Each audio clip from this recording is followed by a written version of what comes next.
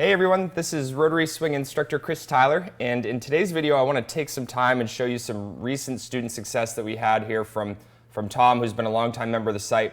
We were able to work through a three-step process here to not only get him more lag, as you're seeing here on the screen, but we were also able to shallow his golf swing out an amazing amount. So if you've been looking for a solution to get more lag, and you've been looking for a way to stop coming over the top, then you want to pay close attention to this video, because I'm going to go ahead and relate it to some premium videos on the website that are going to certainly help you out and get you well on your way to playing your best golf. So let's go ahead and get started.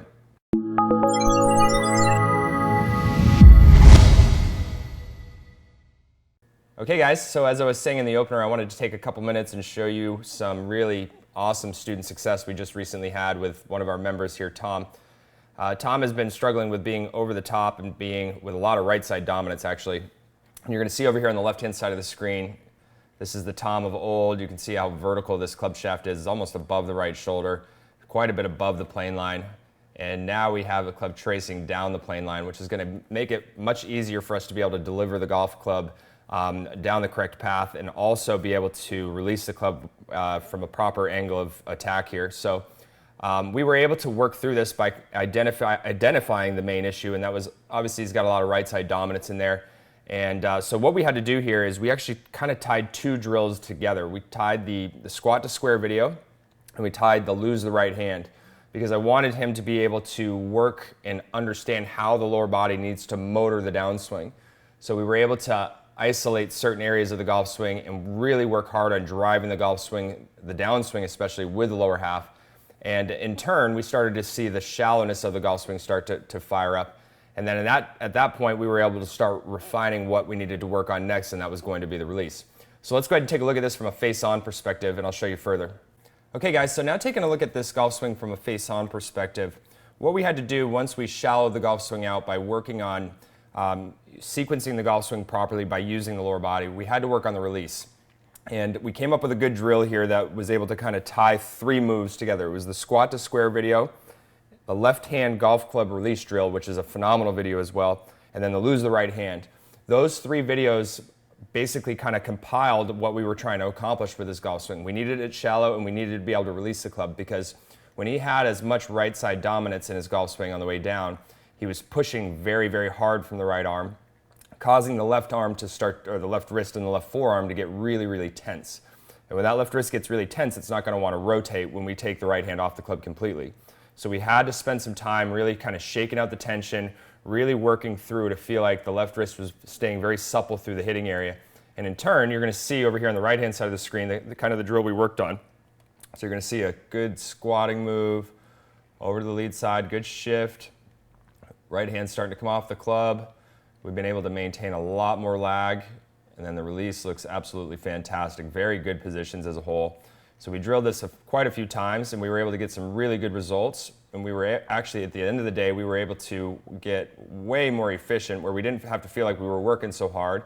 And in turn, we were getting better compression on the golf ball. So that's really the name of the game, is being able to identify the problems and being able to really kind of focus on the areas that you need to focus on most. And I think if you take these three videos, if you've been really struggling with those areas of your golf swing, take a look at squat to square, make sure that you understand how we want the lower body really driving things. Then learn the left-hand golf club release drill. That's a good video that you can always work on no matter what part of the swing you're working on.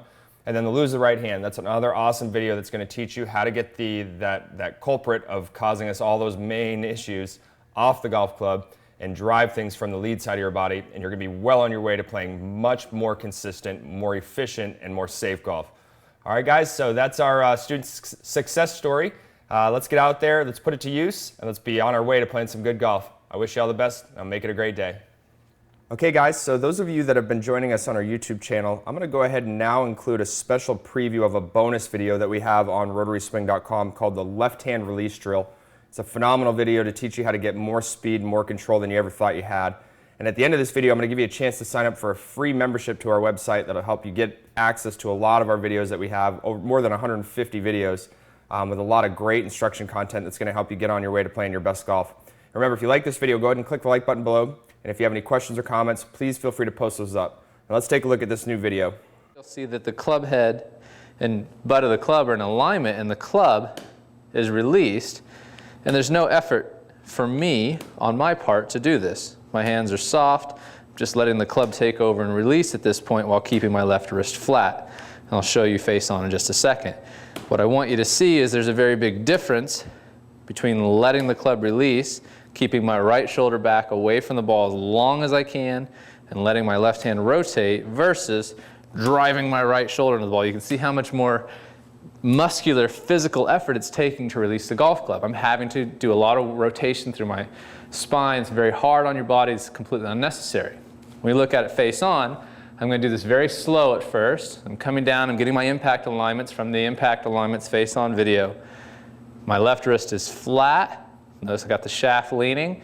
And then my hand, the back of my left hand is basically on the inside of my pant seam. So the seam that your dry cleaner puts on your pants, about the middle of your thigh, that's about where your hand is going to feel like it stops, and then it's going to rotate. Now notice that my hand's still moving a little bit, but in my feeling, the hand feels like it stops and just rotates to let the club release. Now a lot of you might be thinking, oh, that's a flip. It's not a flip. A flip would involve typically taking the right hand and flipping and breaking the left wrist down, or the club face